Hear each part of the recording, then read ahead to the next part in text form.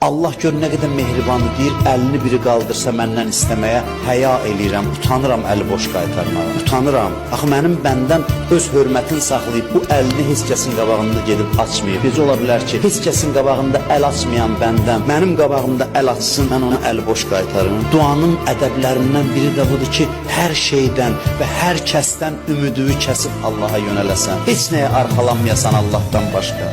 Nə qüdrəti var, nə dostu var, nə tanışı var, nə məqamı var, nə pulu var, nə sərvəti var.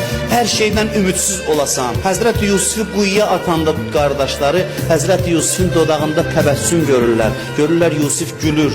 Deyirlər Yusif niyə gülürsən, biz səni quyuya atırıq. Bir zaman sizə baxırdım, deyirdim ki, mənim bu qədər neçə dənə qardaşım var. Bu qədər qardaşım ola kim mənə ziyan toxundura bilər. Allahın işinə bax ki, indi sizin əlinizlə quyunun dibinə düşürəm. Allahdan başqa heç kəsə insan gərək söykənməsin, arxalanmasın.